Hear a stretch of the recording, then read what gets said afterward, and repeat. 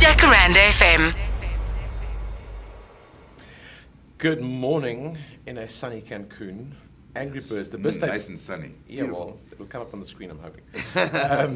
The best they showed us about Angry Birds looks hysterical. What a funny movie. Really excited to see it.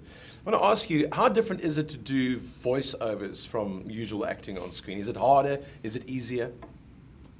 It's sort of a different beast.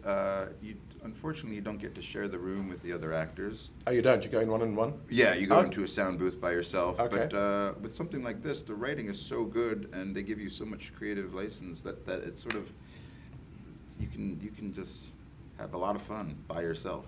And you don't have to concentrate on what you do with your... Excuse me.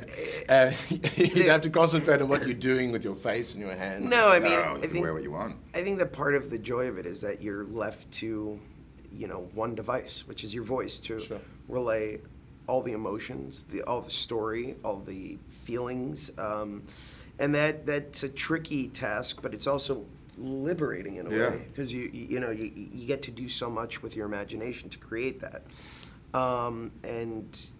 With a movie like this, the creative team really allowed us to just play and to discover and to improv. And that was really fun. Yeah. Do they ever incorporate some of your mannerisms into a character? And have you ever watched it and gone, hang on, do I do that? Yeah, I mean that's one of the reasons why you're cast. I think they hear something in your inflections and mannerisms and what have you, and your tone, and that's why they want you to do the part.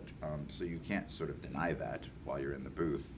You can, if anything, you enhance that, because that's all you have is your voice, as Josh was saying.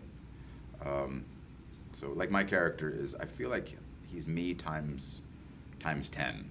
Coming from theater and being sort of a thespian and being around people who are a bit larger than life in that community. I didn't have to look very far for inspiration.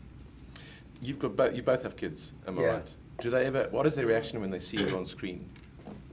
Mine is far too young to have seen anything. You don't show Game of Thrones? When Dad does something for the kids, maybe, but I've been in the dark Game of Thrones world. You don't show her X-Men? No.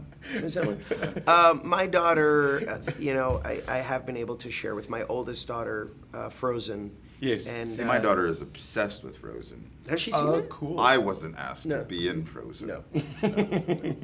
They went a different direction. She's seen it, and yet she has some notes for Olaf. She does? Yeah. Voice notes. Really? Yeah. That's useful. She'll get them to you. That'll be useful for the sequel. Good. Can you set me a time? I will with set it? you Okay, something. perfect. My daughter definitely, has seen that, and it's amazing to get to share that journey with her.